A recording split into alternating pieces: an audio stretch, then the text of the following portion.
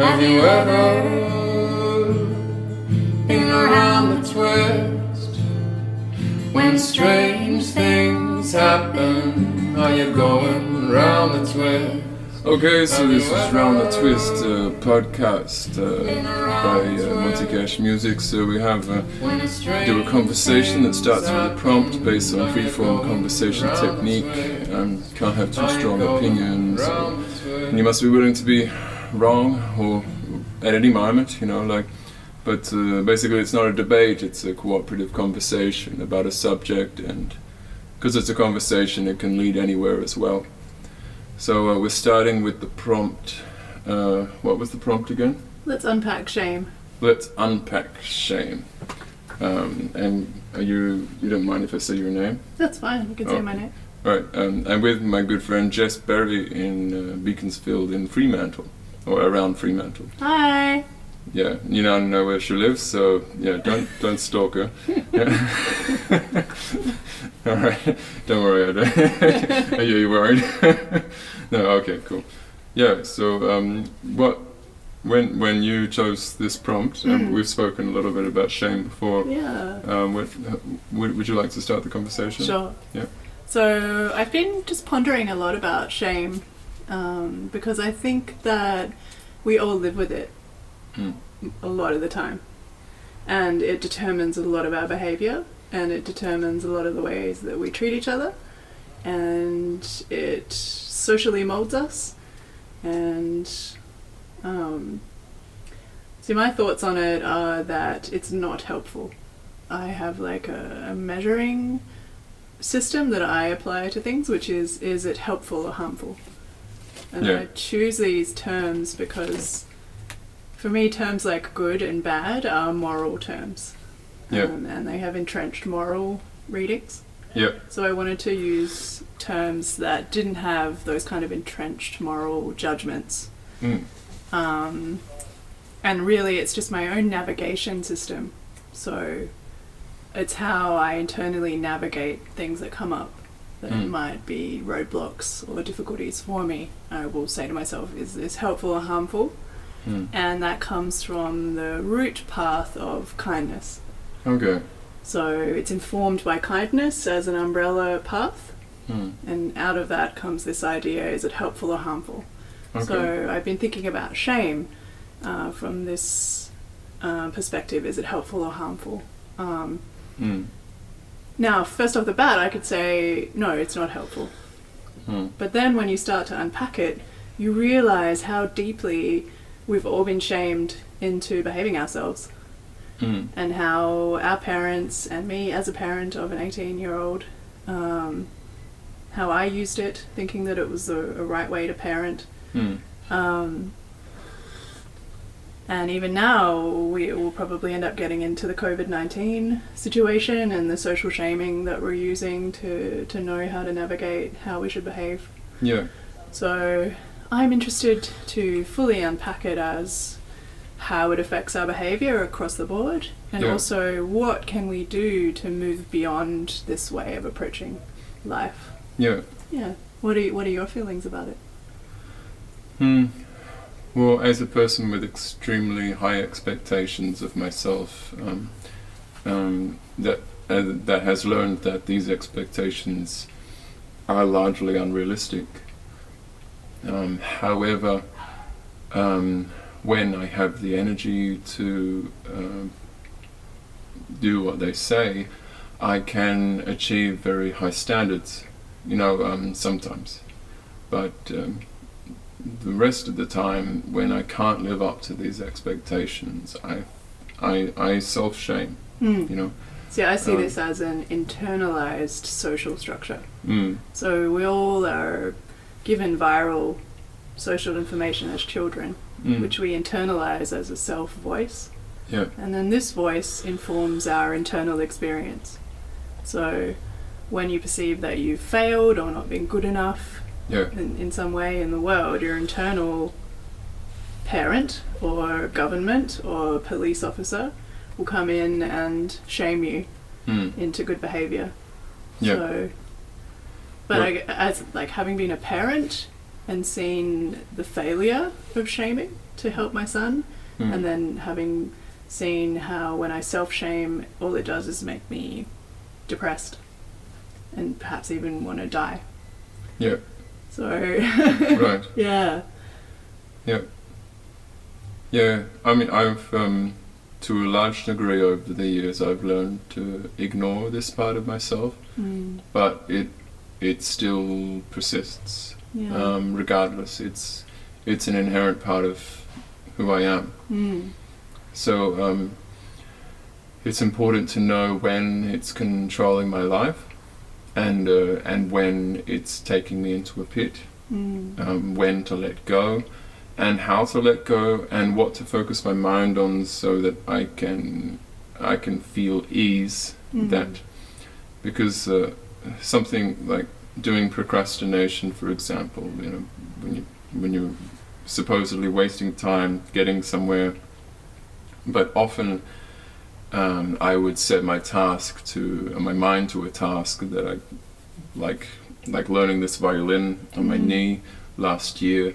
I was just like, I have to learn it, I have a new app to learn, and I want to do something different, and I need it for money, and I'm going to focus on this. And I could put so much focus into it, and then I would just give up. And then I'd have another go in a day or two. And I realized that as long as I kept repeating some form of practice in it, my mind was still working on it in the background, whether in my dreams, subconscious, or, because I don't remember all of my dreams, but I would get back on that thing, and I would realize, wow, I've learned something more, and I haven't even touched the instrument. So one of the bad things about shame from expectation is that it often doesn't allow for that time and space of being able to stand back and allow the mind to catch up. Just one moment. It's just that microwave will keep beeping because unless I turn it off. this son will not come and get his food. He may not. He may not, right. It may go on and on right. and on. Is that a source of shame for him or for you? Well, should we talk about that as a parent? Sure, let's go into that if you feel comfortable with it. Totally. Yeah. So most often shame would arise when you're a parent, it's your interrelationship with your child, so you and your child, but you've also got this sense that somehow you're a steward of society, especially when your child goes to school, and you start putting your child into an institutional kind of environment.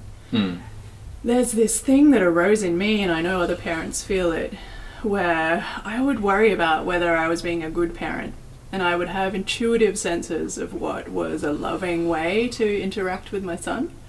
And then I would have this other force, which was, I should be encouraging him to do his homework, or tidy his room, or go to school if he didn't want to go, or those kind of things that parents encounter. And I would find myself using shame against him. Yeah. Yeah. And it was just there. So it was like, as soon as I had to do something which seemed like parent role and didn't feel natural to me, actually. And so I would feel this kind of pain about not being a natural person. Okay. Yep. And then that would inform the energy of how I would speak to my son. Yeah. Even just recently, he's been having trouble with insomnia and not sleeping well, and then having trouble getting to his TAFE. Yeah. And I knock on the door to help him wake up, but then I might say something like, I'm worried about you passing, or your family gave you money for this. And these are shame pointers. It's like, unless you do the right thing, then you've wasted your family's money. Or if you don't do the right thing, you're using my resources to live in the house and not contributing. you know, and if he's not doing the dishes or whatever, Mm. you know, I might say things towards that as well, like, so Yeah. it's this nuance where how do you negotiate with someone with their behavior. This is my cat wanting to come in. Yeah. He's like, I heard that you shut the door. Yeah. And now I really need to come in. Right. Yeah. So that's Clooney for everyone listening. Yeah, there's He wants in. there's a cat at the door. It's knocking on the door. He's saying meow. Yeah. He's saying this door is close to me. How can this be? Shall we shame the cat? I don't want to shame you, Clooney. You're my soulmate.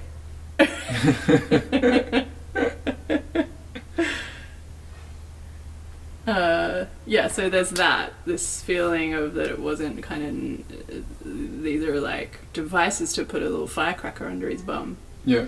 But it's also not respecting him that he will find his way. Sure. That it's also, it doesn't give you the space to so-called fail. Mm. So I've kind of given him double messages. In one half I've said, I don't believe in failure.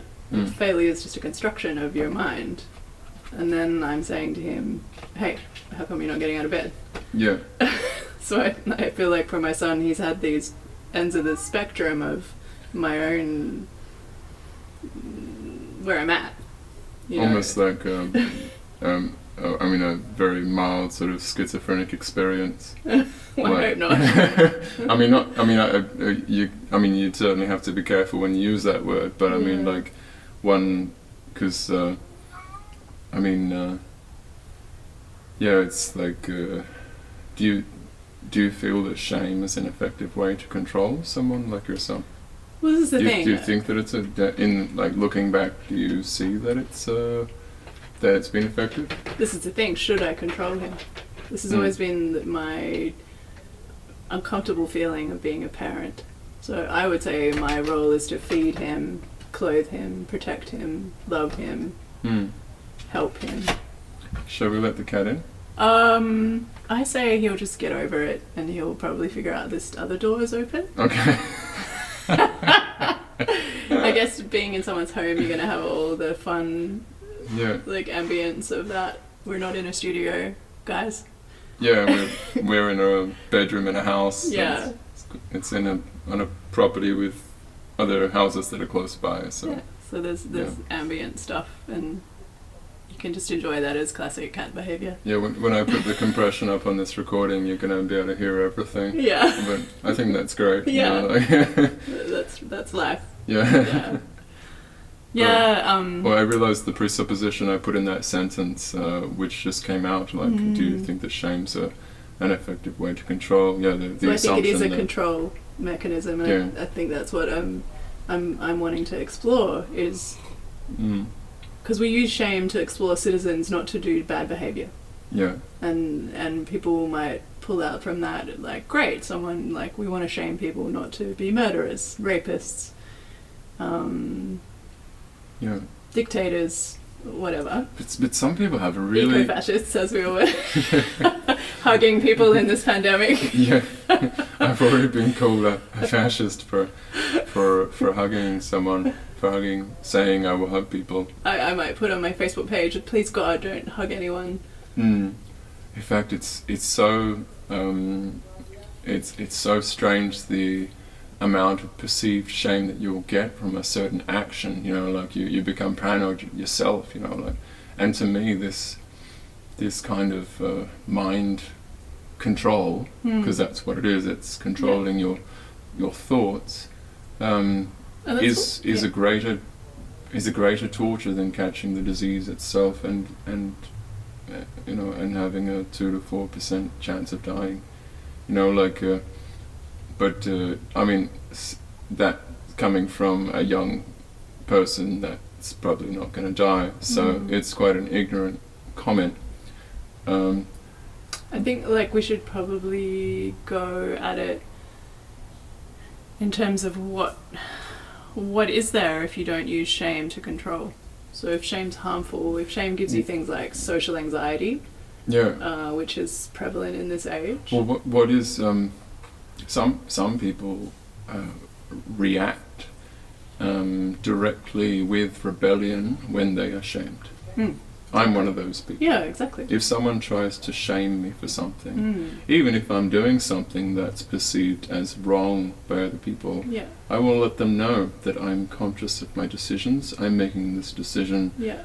I'm not controlled by shame. And you might even overbehave just as a like adjustment behavior. Yeah, this is true. Yeah, you know, if we get that sense of being suppressed or someone's got a thumb over us, we want freedom, and there's this enormous like break for freedom. I think there's a lot of Australians like this. Yeah, exactly. Yeah, so it can be a national psyche because Maybe that's why they're making Rottnest into a prison. Well, they're thinking about it.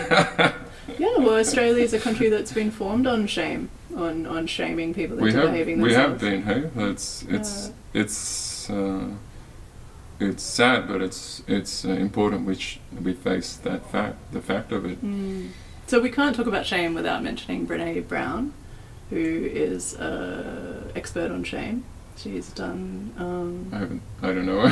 She's amazing. Yeah, What's going on she's with a her? really, really considered, helpful, kind human who's been talking about shame for a few years now. She had an extremely popular TED talk, and she is a scientist who collects data around it. I've read a couple of her books, listened to her talks. The way she talks about it is in terms of like the courage to be vulnerable together. So her kind of place with it is how do we feel our shame together so that we don't feel alone, so that we don't stop doing what we need to do in the world because shame stops us. So she's talking about it in terms of like courage and vulnerability.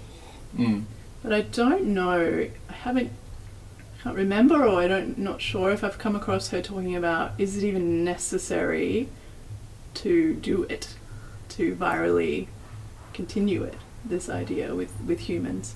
And can we retrain that internalized shamer inside us to approach us in a new way? Yeah. Well, certainly empathy and understanding is part of the answer. However, there are people that get addicted to feeling a cycle of having someone constantly feel empathy for them as well. So there's extremes within this as well. And people use it as a motivating tool as well. Yeah. In so many ways. You know, like your personal trainers, like... And even just all the stuff you grow up with, like body shaming. Yeah. See, I feel, personally, this is also something I've been thinking about, I feel like shame is an intrinsic tool of capitalism to get you to consume. Well, shame is... It's the tool. If Christianity is the religion of capitalism, and you are born into sin, you are taught this, you're conditioned from birth that you are evil at birth. Yeah. That means that shame is locked in. Yeah. And I feel like certainly my family, although my parents were ex-Christians, they still had lots of shame facilities at work in the way they parented me. Yeah. And it's not just the Christian religion, because, I mean, most faiths use shame. Most socio-cultural systems. Like, if you think about, because, you know, Christianity has a core of love and a core of kindness in its tenets, and a lot of people follow it because of those. Yeah, yeah. But if we see that and then also look at it as a form of ideological control, which I feel like capitalism is an ideological control system. Yeah. Because you won't buy anything if you see yourself as not lacking anything. This is true. Yeah, so you have to be shamed into thinking that somehow you're not enough. Yeah. Actually, the most satisfied I've ever been with my life is when I was living in a forest squat south of London for a few months, and we built our own houses out of sticks, like bender structures with using plastic from old billboards and covering insulation and making fireplaces. We stayed for the winter. Some people had been there for a couple of years already. But I dug a couple of wells. I was doing gardening. Sure, we were dumpster diving at the village nearby, but so that we were still dependent upon the system for a lot of our food. But I had so much feeling of self-achievement and satisfaction from self-achievement, and being isolated from having to live in everyday society for a long period of time. I felt free.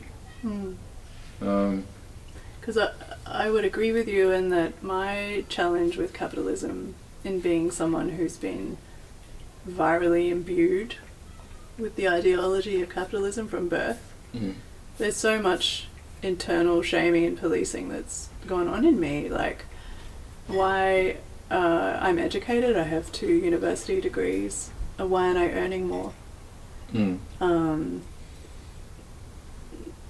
Why don't I have value in society? Now that my son's an adult, I'm in my 40s, I should be doing more. I should have more achievements. I think it's linked to our fear of death, because we're afraid that if we die unachieved, then we die nothing. But the fact is, we all die, and we all, when we're dead, we are nothing anyway.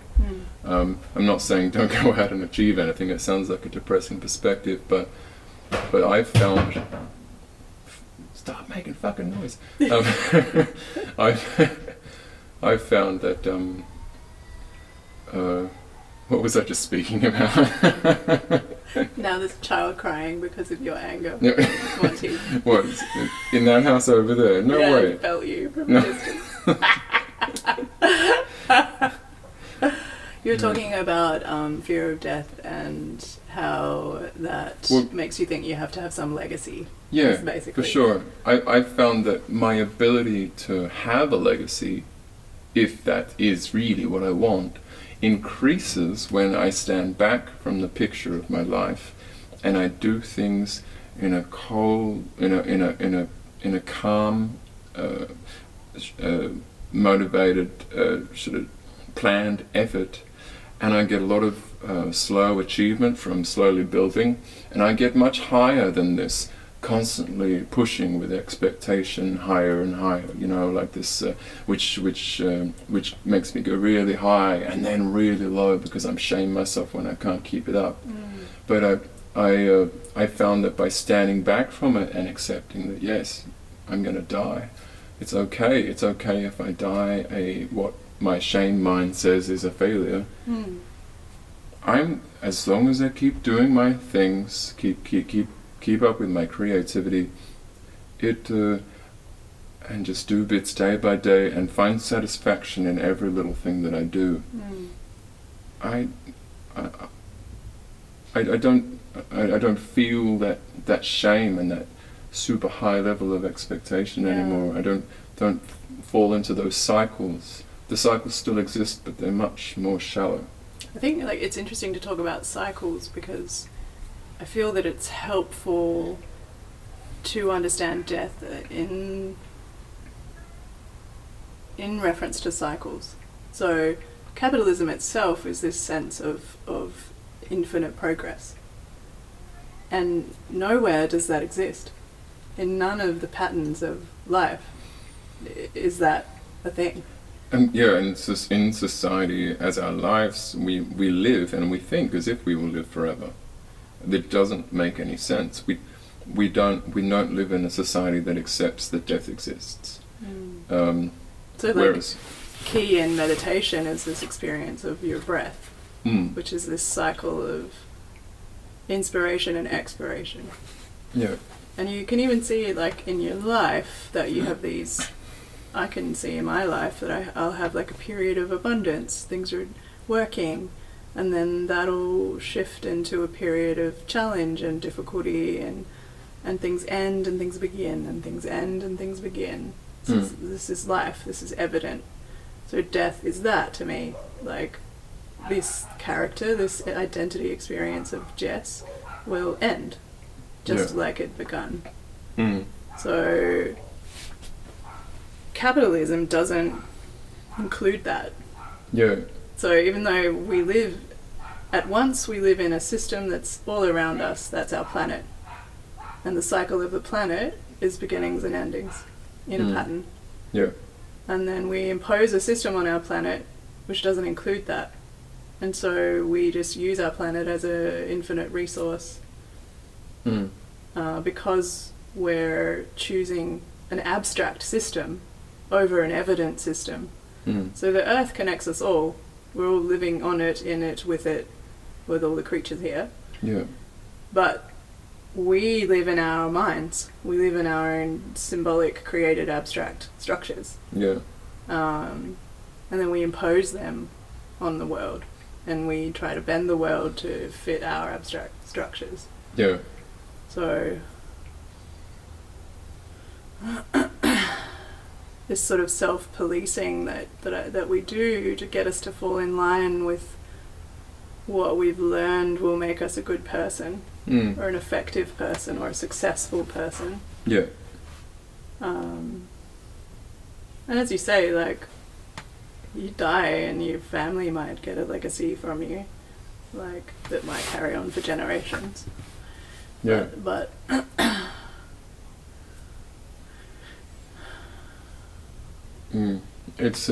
I suppose it's a difficult subject because there's so much emotion attached to it and so many strong opinions. I think a lot of people fear freedom. They fear wildness. And so talking about a internal and external policing system makes people, it's the classic Freudian, Freud was the basis for modern advertising and how branding and advertising manipulates our emotions to get us to consume. And Freud's basic idea was that humans are savage, that we don't have we're chaos monsters. Yeah.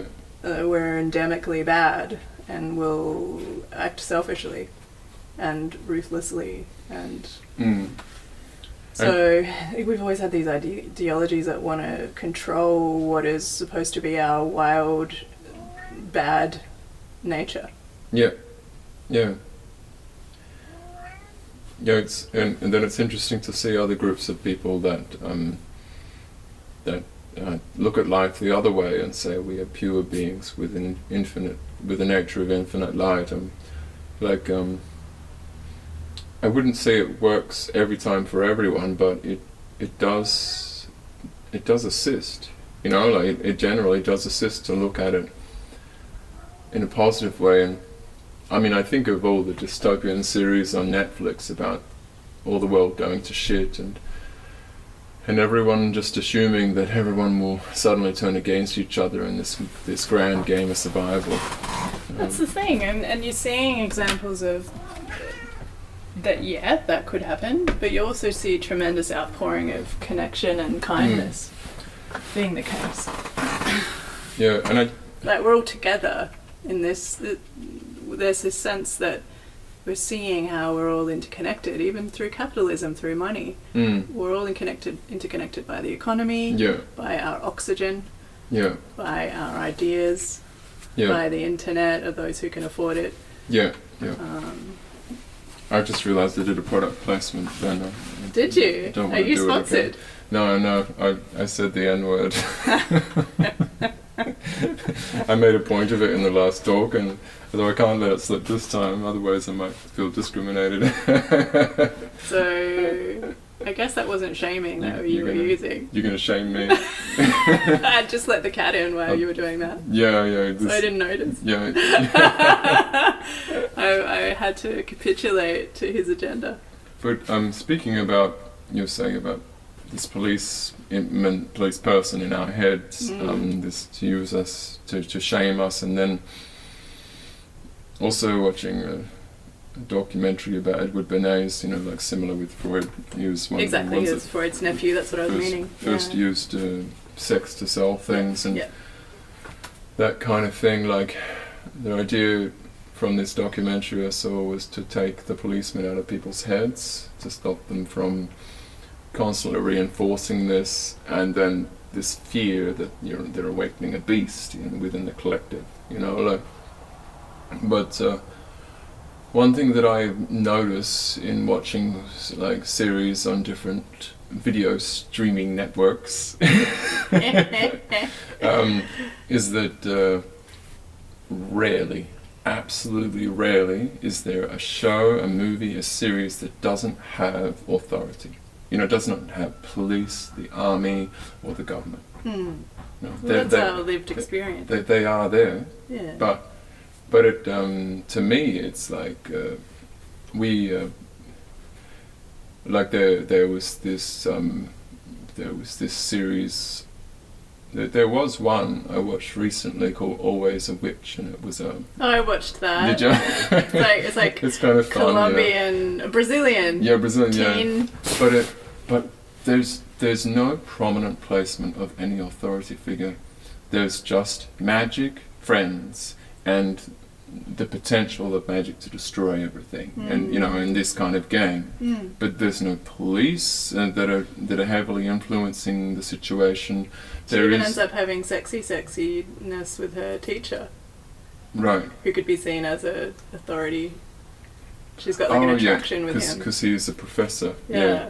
But I mean, there were some guards and things in the 1600s era, when she was a slave and stuff. But one thing I noticed was that, I mean, that's one of the rare series that didn't include a prominent authority figure, and it's like could be the teen audience. yeah. But I think if more series and more movies just skipped these aspects, it would start having an effect on collective consciousness, because it's these repeating principles that happen that get reinforced by repetition.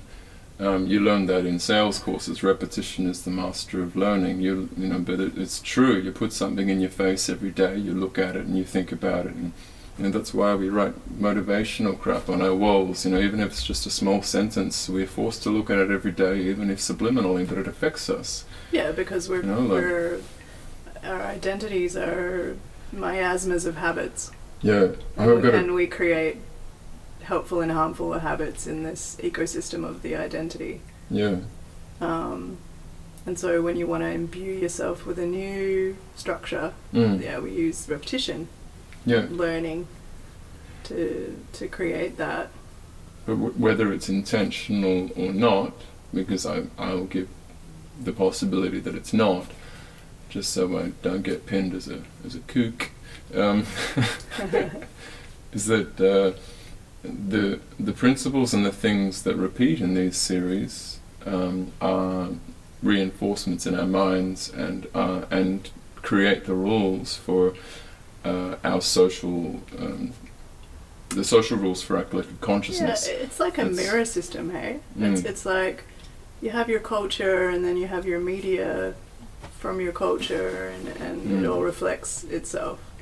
Like I've noted, as being a person who's really intrigued by watching all the cultures on the earth and watching their media and understanding like the sort of mythologies of each country. It's like a nerdy pastime of mine. It's like, I wonder what the Norwegians think about the world. Like, what's Korea up to? What's their mythology? And a lot of us Australians have got a pretty American, British centric way of viewing the world, with a little Australian laissez-faire on top of it. And that in itself is like a mirror reflecting system.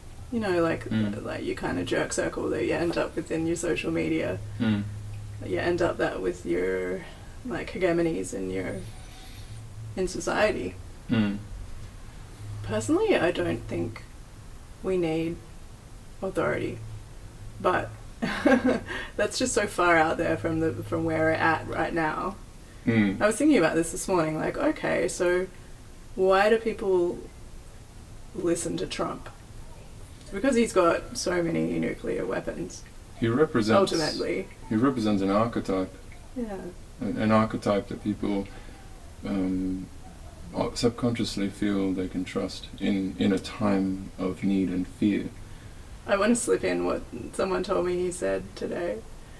He said people that are dying that have never died before. Yeah.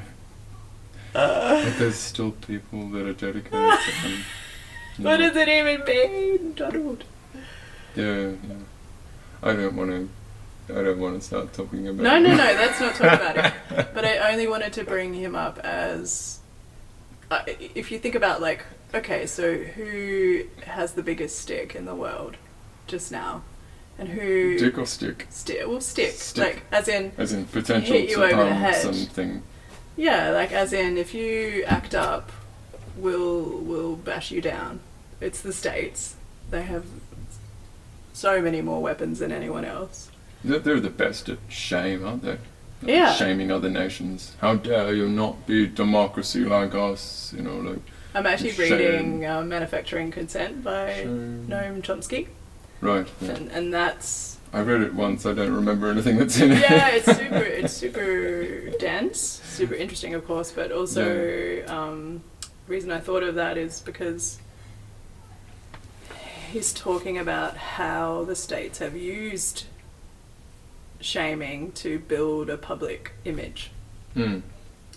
So similar to the way in which social media builds an image, they've been doing it. You know, like if you think about like what Noam Chomsky mentions is how many incidences in the media of the word genocide and who they were using it in reference to, and how you can extrapolate who they didn't talk about in using the term as to who they're pro and who they're against. So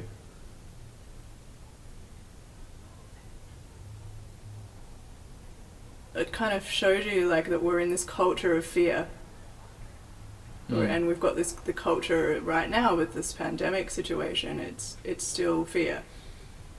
Yeah, it's regardless of the virus's veracity, the veracity of the statistics, it's goading us into a culture of martial law.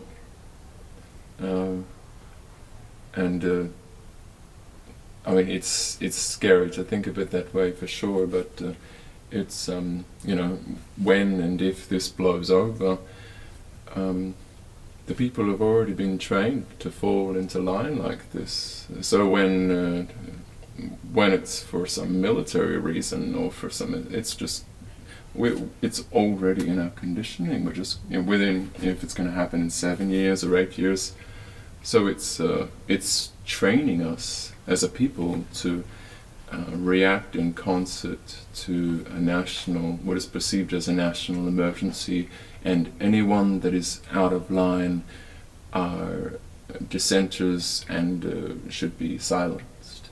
And because it's a matter of mortality and wanting to have altruism for your community, I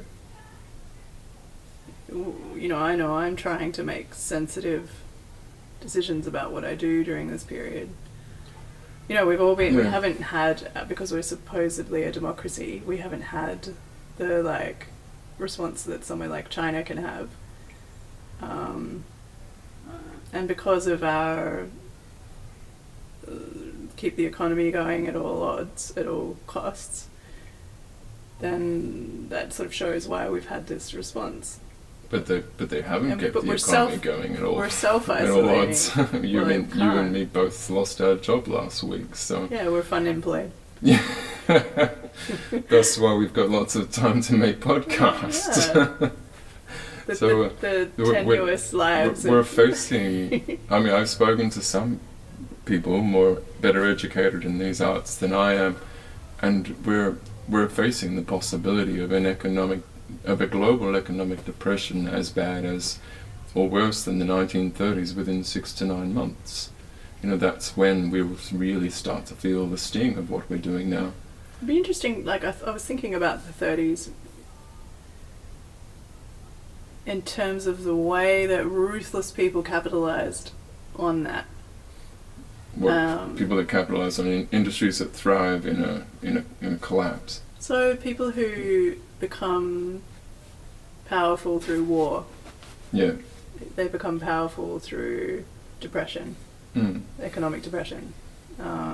And people who had foresight into this happening, there's that whole thing about the Republicans in the States having a bit of forewarning about this and shifting their stocks accordingly. And the States making so much money out of the World War II and the abundance that came post-war from those who capitalized on the war. And even their main industry is selling arms, which is capitalizing on war. So it's that thing of you have to create emergency to capitalize on it. I'm not going towards conspiracy with the virus, with where its sources might come from, but I didn't follow it from the beginning. I was too involved with music at the time. Yeah. I think I was in Ireland, and I don't watch the news. I stopped watching it a long time ago. Well, we definitely would have all had a really characteristic unfolding of knowing, into this situation. People who were doomsaying and not wanting to be doomsayers, and those who didn't want to get into hysteria, and then you're just negotiating every day, where you're at with it. I think it becomes difficult when it's first off, it's personal choice what side you're on, but when it's when society forms into groups of believers of different layers of information, then using that information to goad people or to control them, because they believe that their information is true. That's where because that's the way social viral information operates on shame, and how people decide what they believe. It's you don't want to have an unpopular opinion in case you're rejected. And what is that but shame? And even I've been reading a book about a guy who's called Alexander Humboldt, and he's a scientist from the 1800s who coined the term climate change. Yeah. And he was a celebrated scientist in his day, but his ideas have gone on to seem like the ravings of underground conspiracy theorists. Yeah, in our age. And then even though a lot of the world has turned to the evidence of what he saw occurring in as early as 1800s.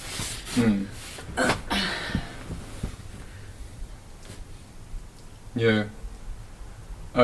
I'm still unsure of it all, to be honest. Well, even the way people are trying to get so-called leaders to change on climate practices is shaming.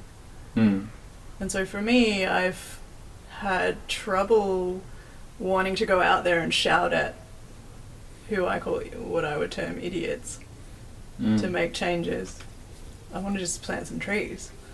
When shaming becomes the norm, information that might have been true to start, it gets twisted within politics. Because as soon as people start throwing arrows and start trying to drag each other down, people have to stand on information that was solid once, but it might not be solid in the future. And it forces people to stop having the ability of having a fluid understanding about something. That's a very good point with the fluidity of understanding, because there's this kind of mythology that once you understand something, that's it. Like, that's a truth. That's a belief. But in fact, our experience is a fluid, changing, perspective searching experience. Yeah, society sees this as something you can put on paper one day and you'll be the same thing tomorrow, but that's not me. I change a lot, my perspectives on things change. And even depending how you're feeling in your sort of mood climate, body experience will determine what sort of thoughts are in your brain. And then what your worldview and small scale microcosmic social worldview might be. Yeah. Yeah. I wanted to share a story about I was thinking about before about subliminals, and something that happened to me that I knew that when you see something in your periphery or when something's said in a distance, and it's still you still absorb it somehow, and I knew this already, but something quite funny happened when I was living with a community in Copenhagen called Floating City, and they made boats out of recycled material, but they were doing other things as well. But I was just volunteering there in order to get through a winter, and I met some great people as well, people I'm still friends with. Super interesting project as well. Yeah, but they were having a games night or something, and someone actually made an arcade, because they're pretty switched on people that knew how to do shit. Yeah. And I was playing a game with someone, and two people were walking around being absolute jokesters, and they had these raw sausages, and they were just walking around and sticking them in people's pockets, like unaware, and then they would try to tell them, I think you got something in your pocket, and then they just crack up laughing when they found it. But anyway, they did it to me, but I had no idea they put it there. Yeah. Well, consciously, and before they could tell me they put a sausage in my pocket, I had this brilliant idea. It's like, wow, there's no food. You know what? I'm going to go cook some sausages. That would be even funnier. I went straight into the kitchen, and I just, because I wanted to do something more to help the event, and I started to cook these sausages because we had all these sausages, and then later they told me, we just before you did that, we just stuck a sausage in your pocket. You were activated. And I'm like, what's this thing in my pocket? And it's like, it's really things that affect you on a subliminal level. It's really hard to grasp on a conscious level, but when you have it happen to you in a way that's so blatant, it's just like, yeah, I really am not aware of everything, that's going in my head, and that it still affects me. On that one, I want to just touch on body shame. So all of us are schooled in body shaming, and so many industries are thriving from all of our internalized body shaming stories, male and female. And that's something that people that we've subliminalized from our media, from our parents, from our social circles, from our storytelling. Yeah. And we self-police and self-shame to keep it going, and suffer horribly around it. It's an incredibly hard conditioning to break out of. You look and you see, okay, we see a hot guy or a hot girl, and we our conscious mind is not thinking about, oh, this conditioning of looking at someone like this is incorrect. You're just like, oh wow, look at that person. We'll actively shame people that we perceive not to be attractive. It's like you're failing. Like, your job here is to be attractive, and you're failing. And then we shame each other. on that. Like, since when was it our job to be attractive? But it can also go in the other way, in the other direction. If someone perceives you as a threat to be too attractive, I mean, I'm not the hottest guy in the world, but it's happened to me. If you give them anything to bite on, they will shame you with it. You know, you can't admit any feeling of insecurity or weakness within their presence, and immediately you feel this wolf that's just waiting to bite. You know, like. But I think so that it's like, stems from, like, if you're someone who just happens to tick the boxes of the current aesthetic, people perceive you as winning, and so it's like your very presence will shame them. You know, but it's a direct reflection of the insecurity that they themselves are feeling. Exactly. So it's not like, I mean, you're just born with a head with a face on it, and a body, and a presence, and a charisma, and whatever that is. And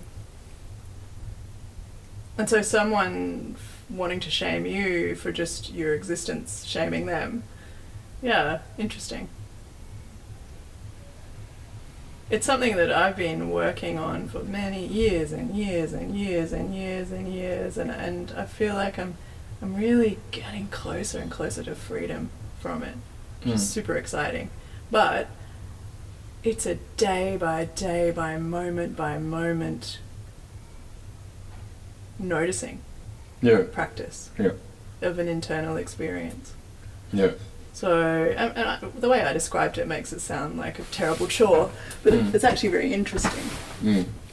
And I think that practice of wanting to notice the internal experience is what has shown up shame for me. Yeah. As whether it's helpful or harmful. Because of that mind game inside me of like, oh, I can't wear those pants. Yeah. I'm not allowed to, because I don't have the body that's allowed to wear those pants, or whatever it might be. And then the like spectrum of opinions on whether or not I'm allowed to wear those pants, or whatever, or whether I have to wear makeup to be an object for men as a heterosexual. Yeah. And even just in this pandemic experience of, like, I've seen a lot of YouTubes of just like nudity and in your jocks and posting your home kind of experience to the world. And it's like, this, when you're in your home, you're just not putting on that show. Yeah. You know, you're getting your comfies and just are yourself. Yeah. And then when you go out in the world, it's like you've got to manufacture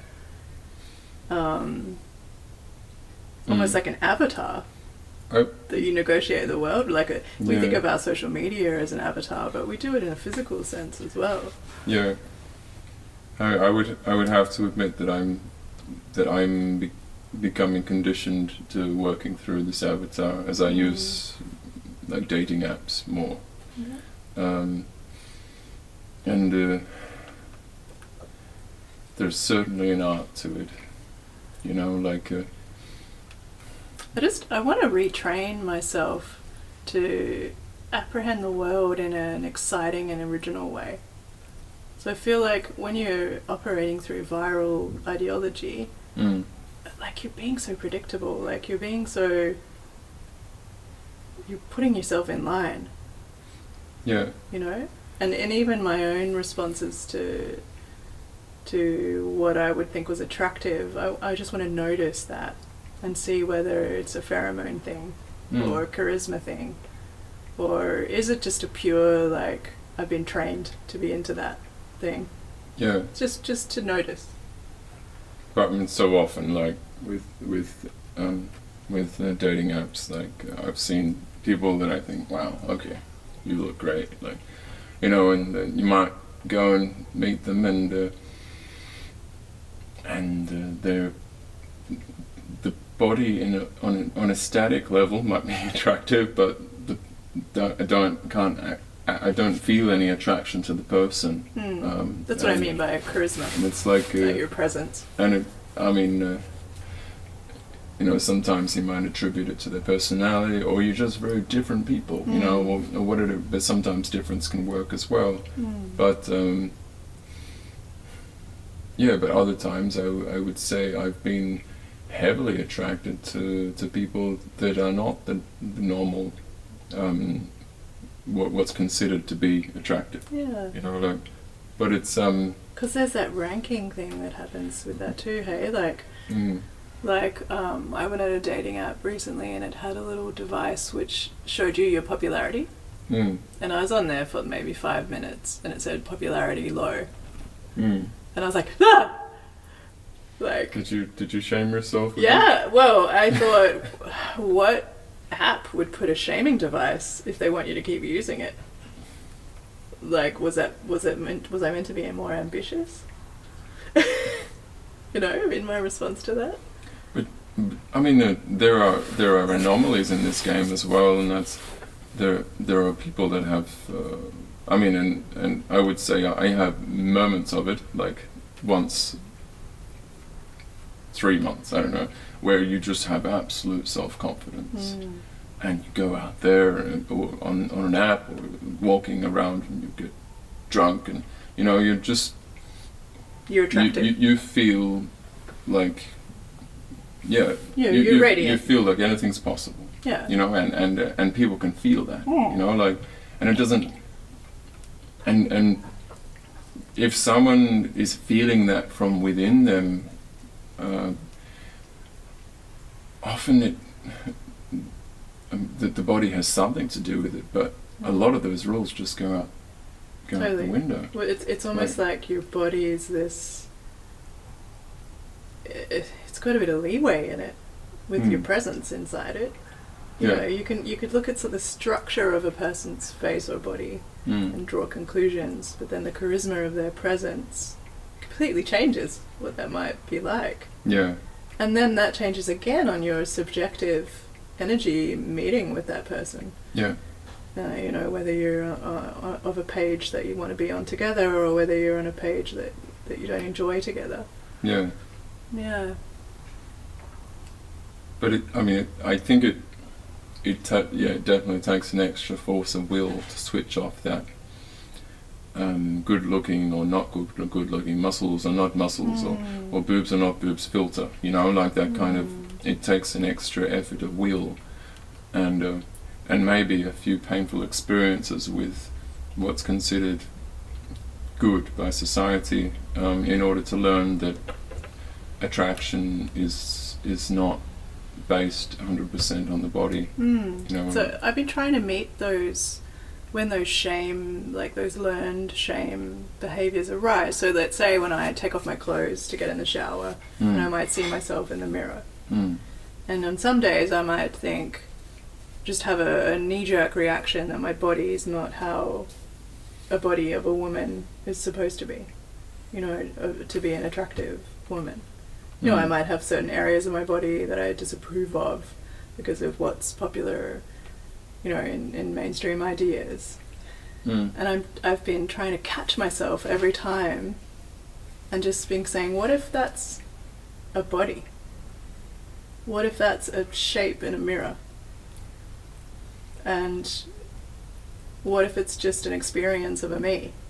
You know, really like pulling out of that knee-jerk shaming that we've all learned. It's because usually from that it would be like, oh, go on a diet, you know, or this diet culture that we've been in, or you know, all the options that people pay money for to adjust their body experience into this idealized object that will get them what they want. Yeah. But that's that kindness that I'm talking about with shame when it comes up, to swing around and look at it in a new way. Yeah. And think, oh, I'm making assumptions about my body. You know, and I was reading a beautiful like body positivity Instagram that I just really admire the woman who runs it. And she was talking about softness. She was like, you don't need to be ashamed of your softness. And she has photos of herself showing like rolls of fat, which is her body, and like dancing and jiggling her body as she dances. And it was such a good reminder to see her there of like, you're just having this experience in a body. Yeah. And wasting your time trying to make your body into an object, like a product to be consumed by, you know, like it's like we're so embedded with capitalism that we make ourselves products. I think also the idea of the sexual experience, or the perfect sexual experience with someone we feel that love, like really love connection with, like I think it's similar to the idealized version of life, as though life will last forever in a capitalist society. Like I think if you can somehow think around the corner of your own orgasm, you can start making more rational decisions. Like because I mean I would say that it hasn't happened to me until in the last year or two. You know, like what, I'm 34, and that's where I can, you know, I can feel, yes, I'm attracted to this person, but no, I can see actually they wouldn't be very good for me, and I would actually prefer just to do one in my hand. You know, like, and it's like, but often in the past, when I'm younger, I will look at a person and I would idolize them, you know, and I would think, wow, this person, they can contain all of the good feelings that I can ever feel for life, and it's just not, it's not real. Yeah, and I see that again as like as a learnt ideology. It's like, oh, that, you know, if I had that car, I'd be happy. If I had that person, you know, it's an objecting thing. It's like that person's an object. But how to think past that inevitable dopamine rush, or whatever it is that's released. How to allow your mind to feel the feeling that you feel just after it's gone. To let yourself to know it's okay. You can settle down. It's not you. This is not the apex of life, and nor will it last forever. I've been trying to practice not making assumptions about my feelings. So, because I don't know if you've noticed, but I have noticed my mind really running away with the thing, like making all these extrapolations from something and creating a whole story out of something, which is just all made up. It's all abstract. Yeah, so I've been really trying, because you know I love meditation and I'm a nerd about it. I've been really trying to be present. So if I feel attraction, just like enjoy that, just there. Yeah. And not have a story about like having that person with me always. Yeah. Or because you sort of go into game plan mode. If sometimes when especially when you're younger, you like feel attraction and you're like, right, you want to just keep that going. Yeah. So you make a game plan. Yeah. And then you worry about whether you're attractive enough to warrant the attractiveness of the other.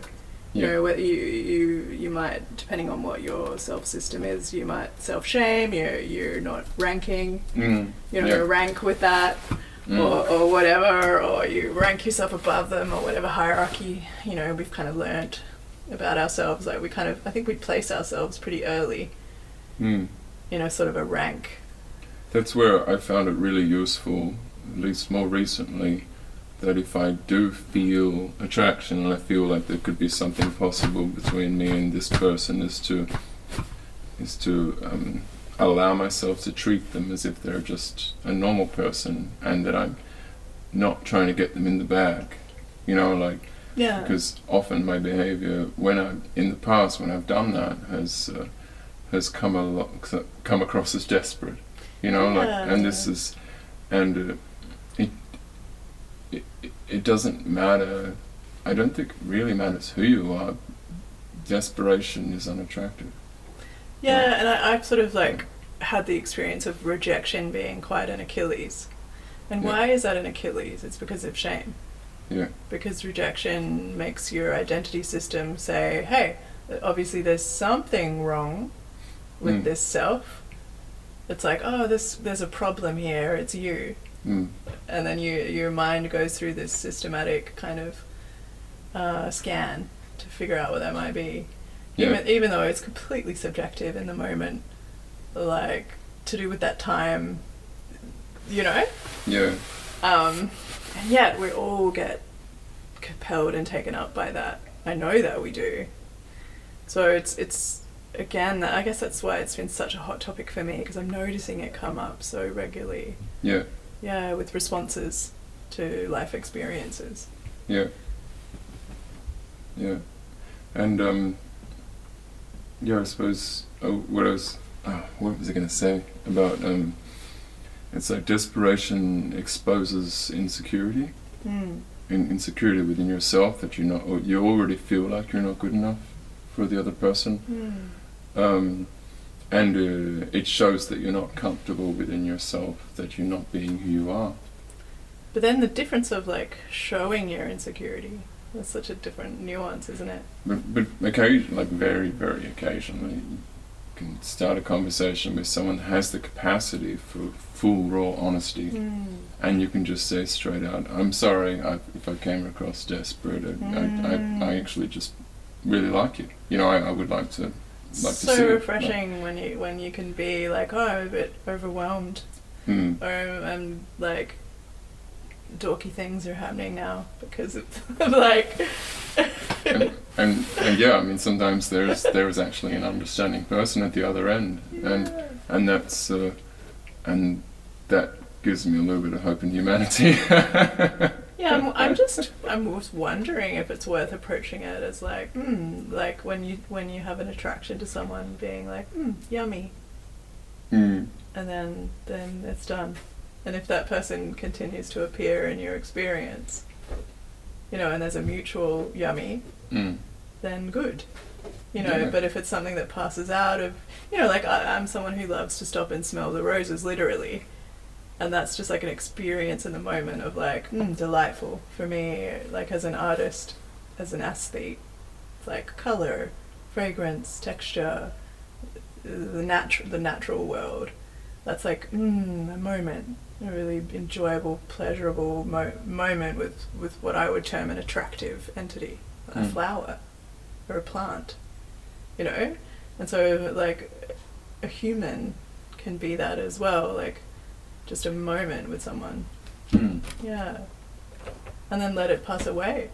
Yeah, you don't need to own them. Yeah, and trusting that if there's a mutual journey that you might make together, Yeah. they'll just come into your experience, you'll come into theirs. Like, Yeah. I mean, because friends are beautiful that way.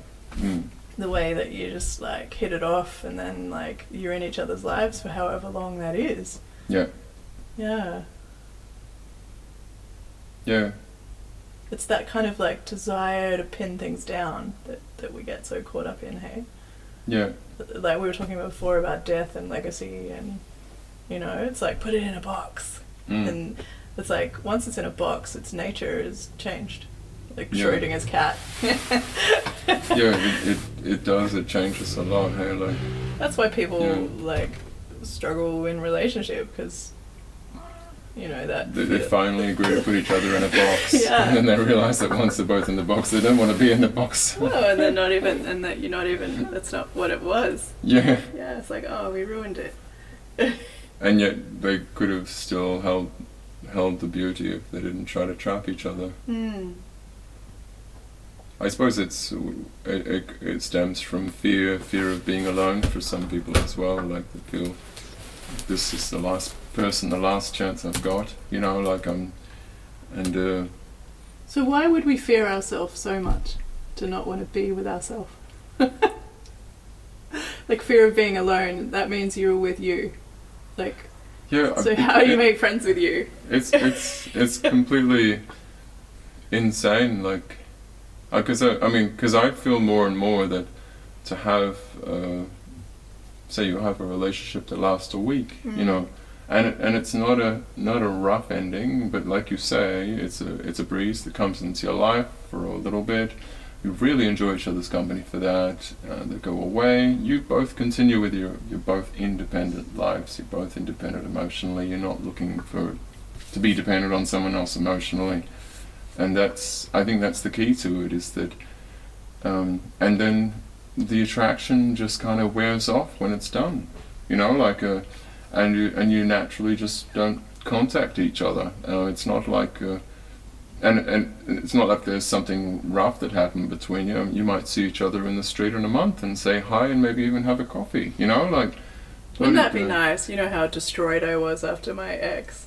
Yeah. So with this idealism that I do experience sometimes, but then I've been exactly the same with this monogamistic ideal, and that's where when I dated that mutual friend of ours, I went to the full extreme, and I decided that love did not exist, and I blocked my heart, you know, like. And it's not really until in the last couple of years that I've started to reopen it again and realised how inexperienced I am at love.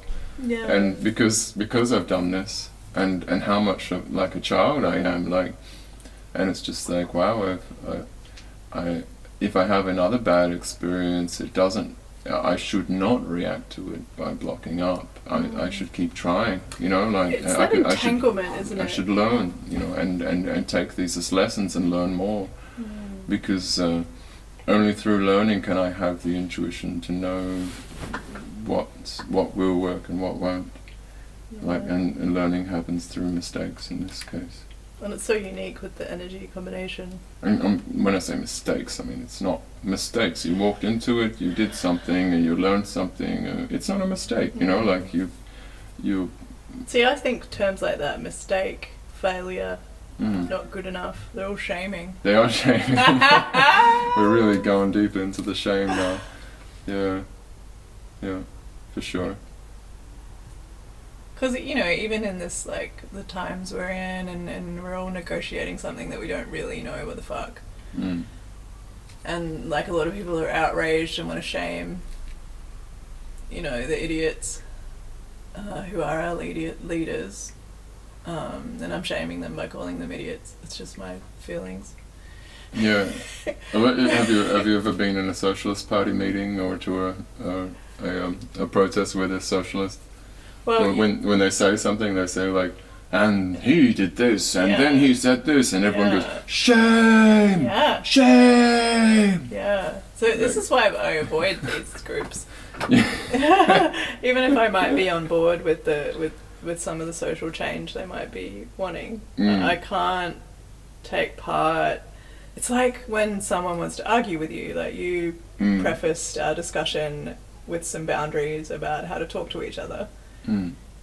Just in case someone gets hackers. But, like, I don't even want to go there.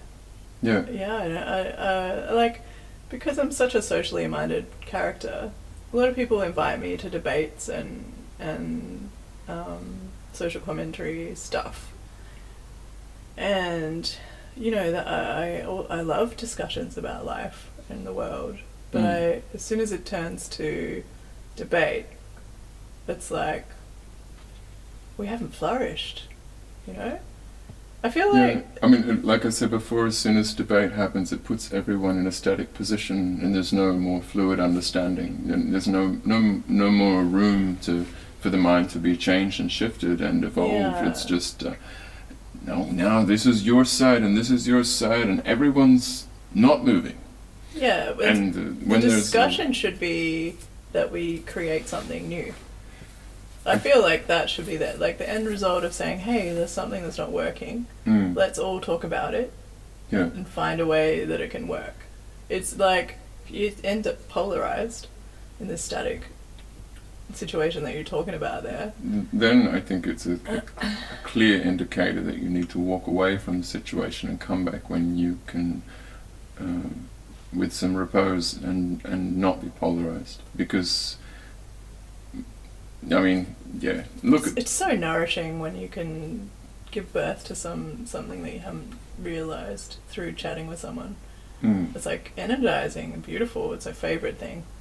But if it becomes like a shame exercise in who's right and who's wrong, and like all of our entrenched leadership systems are about that. Yeah. You know, people set up forums to debate for someone to be right and someone to be wrong. Actually, one new brand of shaming I've seen happen recently is, I mean, I've got a couple of people that are quite into nature, a couple of friends, and I met a guy on the street when I was busking last week, and I met an older person that's been around for a while and has faced death a few times, and both of them just like, they believe in the story that this virus is nature, and it's taking life because it's been threatened. Well, because you know the whole parasite thing, or like locust theory of humans getting to that stage and needing to be cleansed. But to have this perspective, and another friend has said that's eco-fascism. You know, like, so whether these people are walking along with nature with a knife and saying let's get rid of some of these people or not, you know, if they just by having that perspective, because I mean, how do you act with nature to kill everyone? You're not allowed to say, oh, you've done enough now, humans, we're gonna take you off the planet. You know, like, it's still, even if they're just passive, in passive agreement, they will be called an eco-fascist. And that's a huge way of shaming, especially people that have a left wing, that are normally wanting to be perceived as being left wing, for example, to use the word fascist in a way that will involve them, so that they will rebound back and say, oh, that's not me, oh, I'm so sorry. Like, whereas this level of shaming is a way to goad people into line for left wing ideals, and it's which is actually a right wing tactic. Yeah, well, it's the strange thing about being in a polarized party. Okay, like, both sides use shame. Sorry. Yeah. But you get my point, right? If you're putting yourself in a polarizing position, then you're going to miss out on the full perspective. Yeah. That's that. So, you know, there's difficult opinions to listen to, but they are the opinions of what's going on, and like everyone might shame someone for an unpopular point of view or a problematic point of view, but it's part of it. It's part of it. It needs to be considered just as something that's part of it. You know, I feel like that's like a holistic approach. It's like, you know, that old racist old mate is an unpopular ideology and a harmful ideology. But what has caused that? You know, what's caused that? What has caused that person to take that position? That's interesting. Yeah. And can be taken on board as part of the whole of the discussion, without needing to understand if old mate racist is right or wrong. Yeah. Just to use that as an example. How can that be acknowledged as part of the whatever it is that you want to create fresh energy with? Whereas if you walk into that racist person's life without calling them a racist immediately, you relate to them as an equal, and you do things with them, you learn about them, you learn about their past, you learn about why they think this way, you know, and not in a debate kind of way. You just understand them. Quite often you'll find there's history and there's reasons why they think this way. There's an environment that's caused them to think this way. And people too, they have static opinions that they match to their climate, I feel like. So like we all grow up with a family, social climate, like whatever socioeconomic situation you grow up in, and what your parents are like, and what your school was like, and then what your working life is like.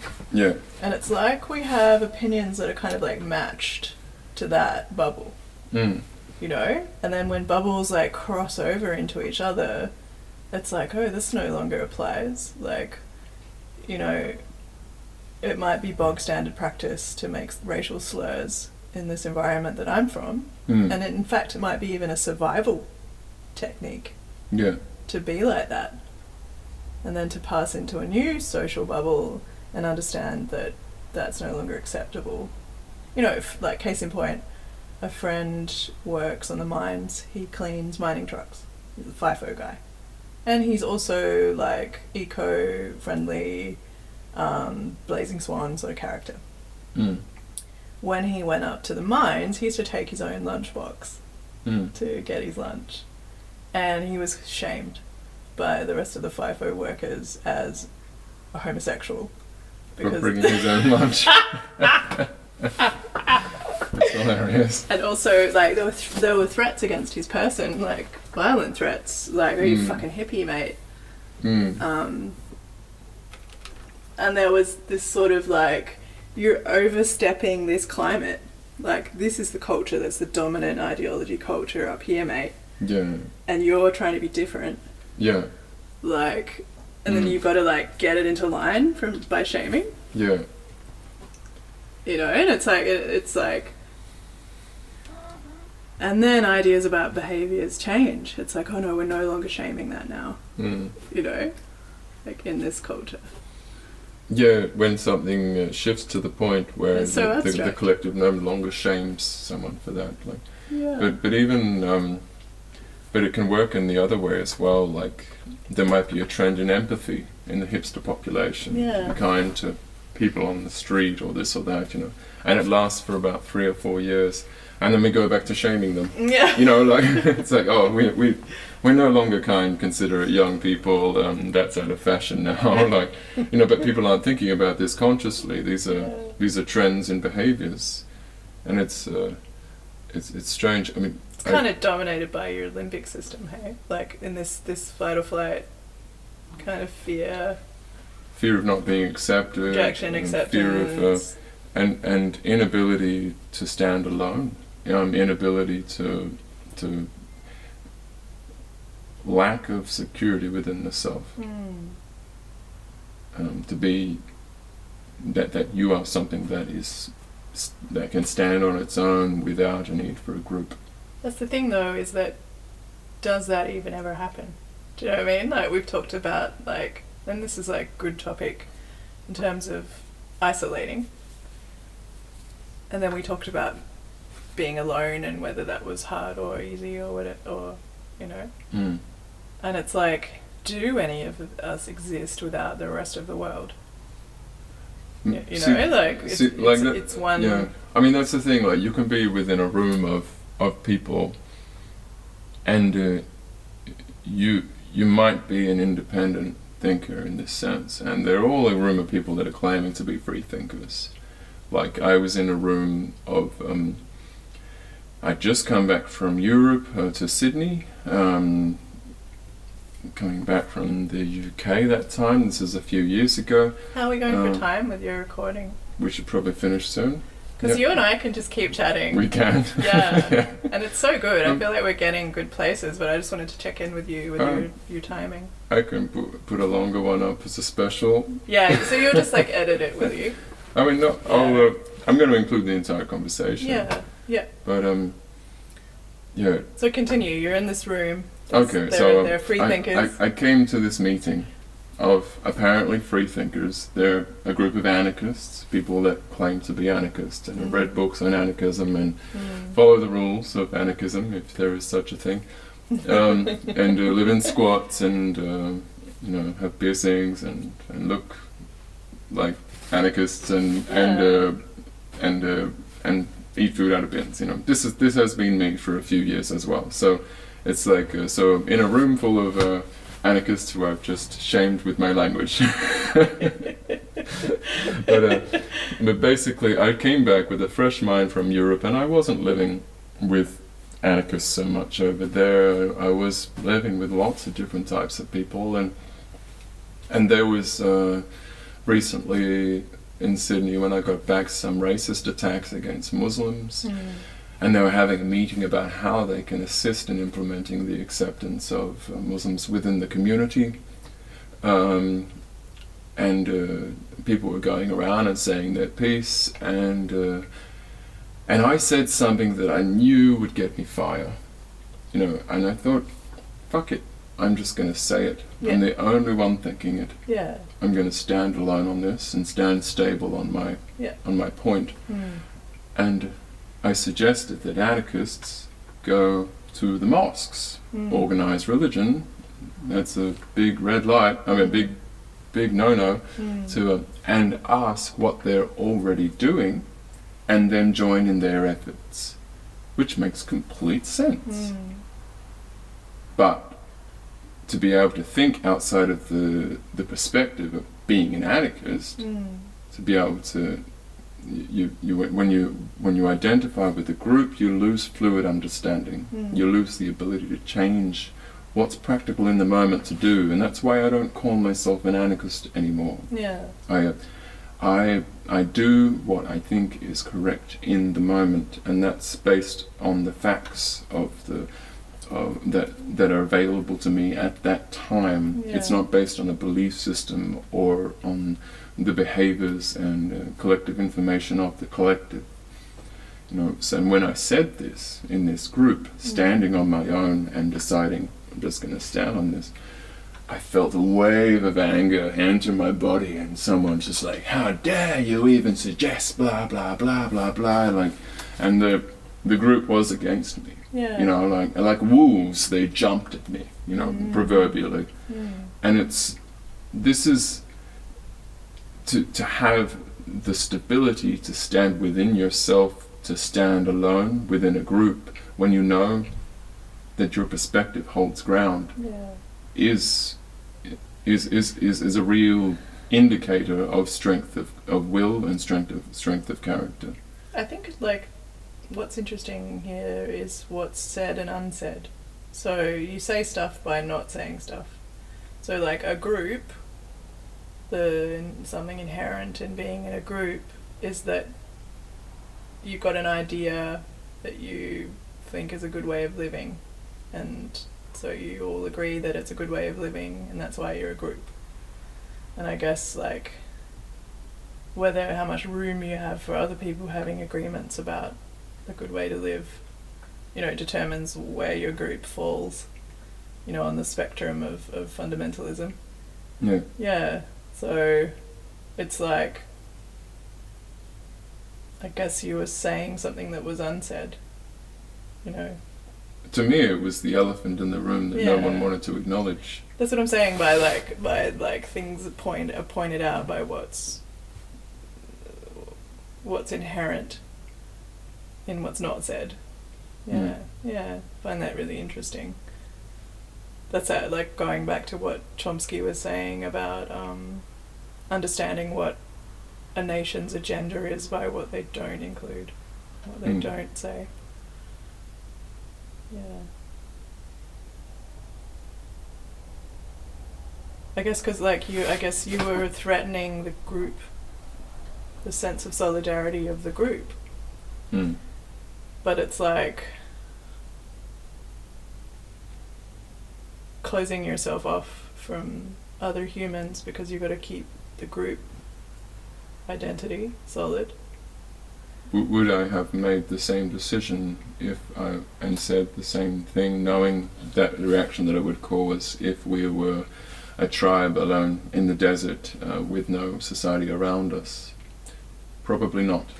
Yeah, and I see stuff like that too as being quite in the moment. I feel like when you're in a group situation, you have intuition.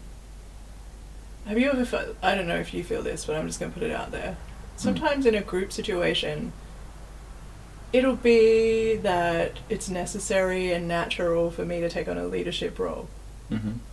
Or it'll be necessary and natural for me to be just a team member. Yeah. It'll feel intuitive and natural to say something. It'll feel intuitive and natural to listen. Yeah. And there's that flow in that. Yeah, I've just really noticed that, and I feel like sometimes, you're the mouthpiece for what's wanting to come out in a room. Yeah. And it's just an in the moment thing, in the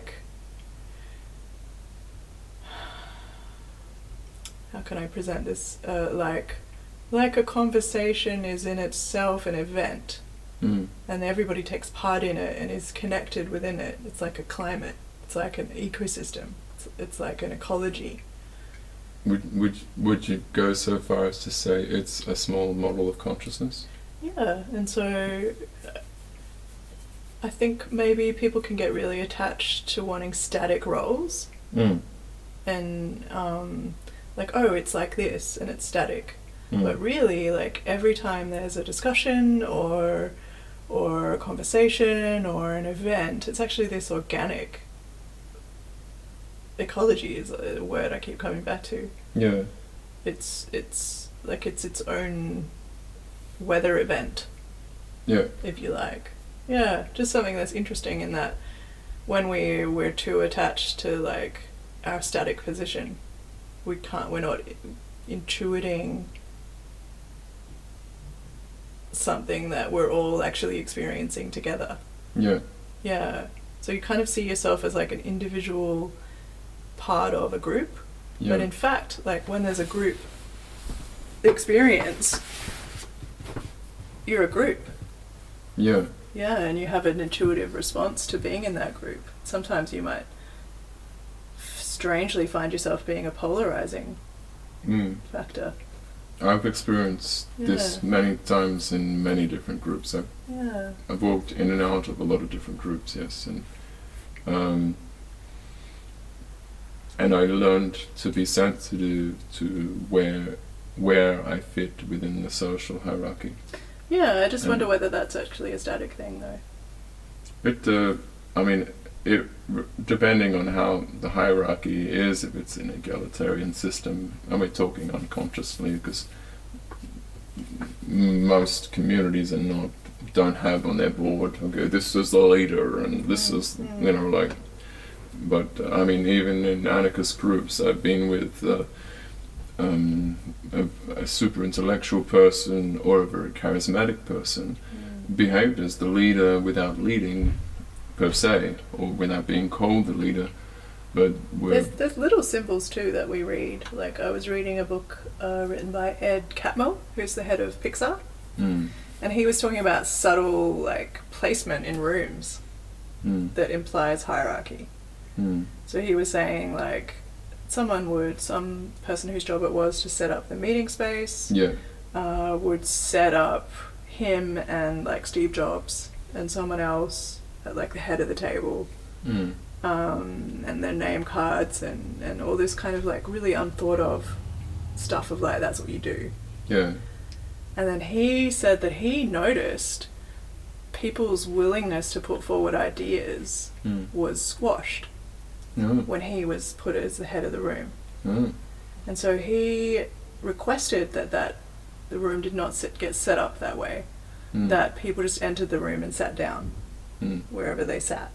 Yeah. And then to see what happened with the way people would put forward ideas. Yeah.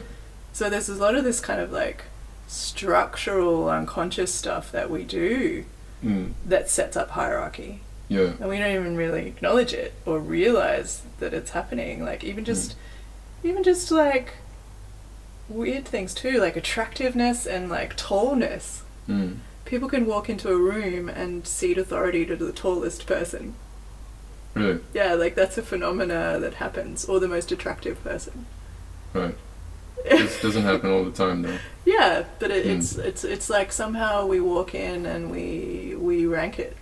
Like people do that, and some people have it stronger than others, depending on how they've been formed. Yeah. It's pretty interesting though, hey? This is a really long conversation. Yeah. About group dynamics and community, and I mean we'll end up getting into archetypes. I think archetypes of a community, personalities that fit, and you like the way you said before about roles that you take on. You find yourself being more argumentative or more practical, or more depending on the role that you've taken within the community.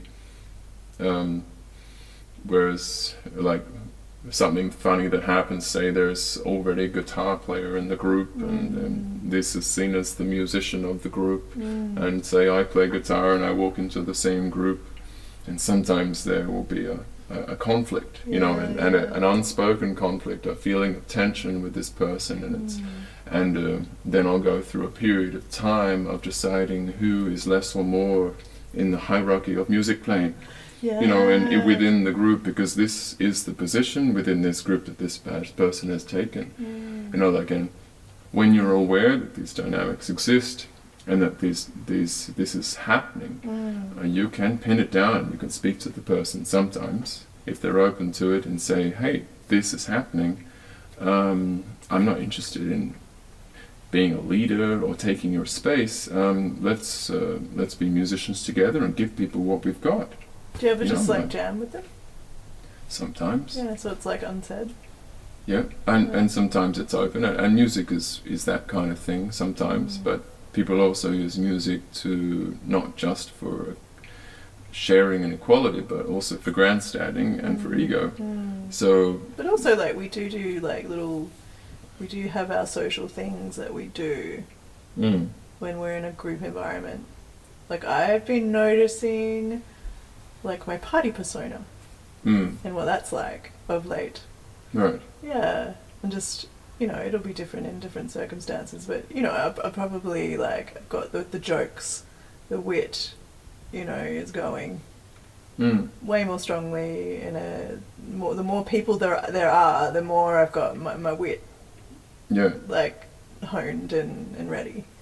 Sometimes I get into an overly comical, cynical Exactly. personality. Like, and Yeah. it's like I'm locked in it, but everything that I say is just fucking hilarious, you know. Yeah. That's not me right now. I'm definitely Yeah. not it, but also it's also very cynical. And sometimes when I feel like this, it's like, wow, I need to like stand back from myself and just not speak. Because you can kind of feel like it might be a fun thing to be in a contribution to a social group. But yeah, I call it uncool mode with me. But see, that's the thing with these groups and communities, is you don't just have positive archetypes, you also have negative ones, and one of those negative ones is the scapegoat, you know, and it could take on any form, and so you could walk in to an emotional, energetic dynamic where they are currently in need of a person to express all of their emotion onto, and if you don't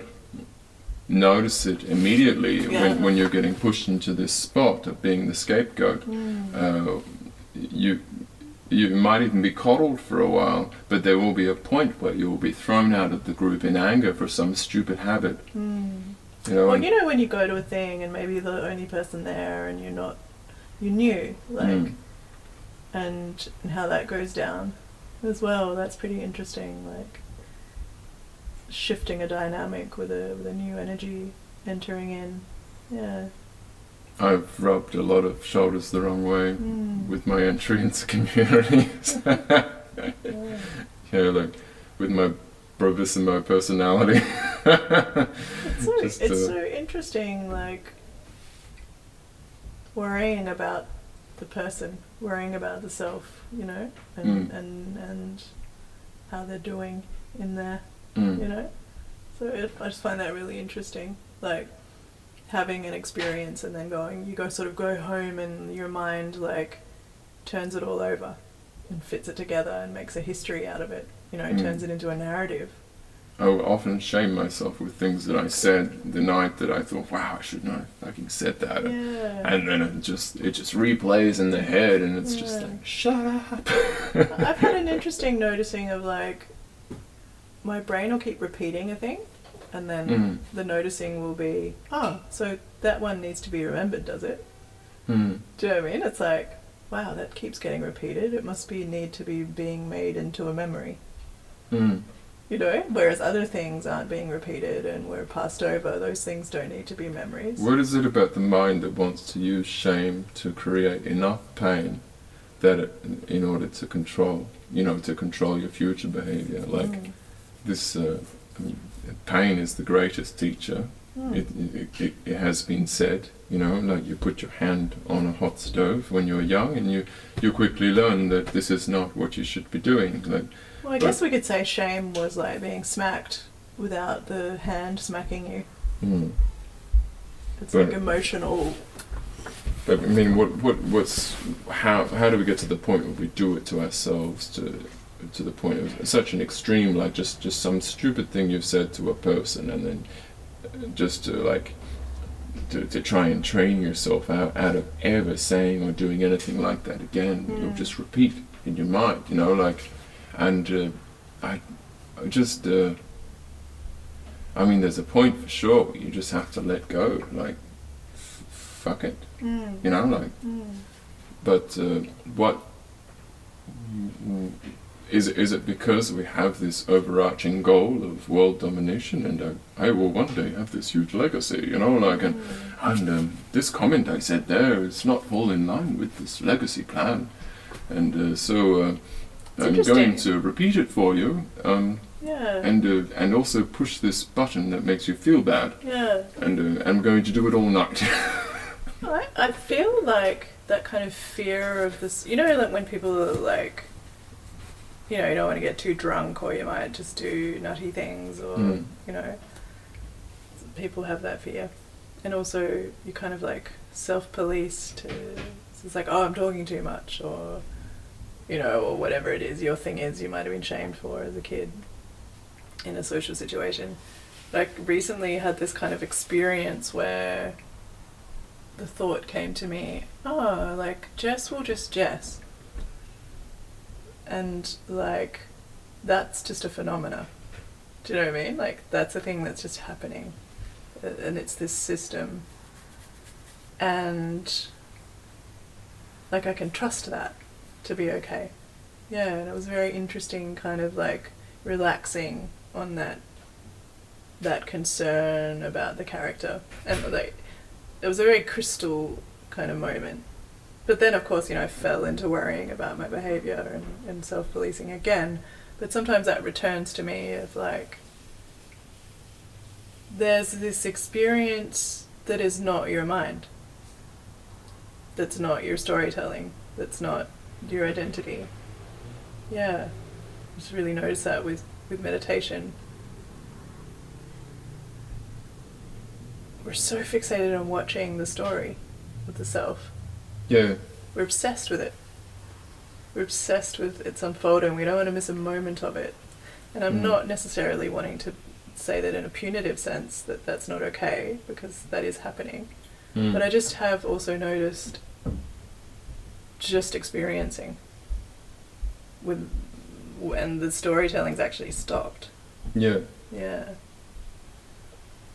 I've had a few short moments of clarity recently as well, where it's like being able to stand back from the thoughts and just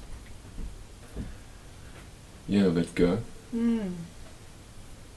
I thought I guess I came to it of all this noticing of things that the brain says to itself. Yeah, it was just like, what if this experience of being a self is not a problem?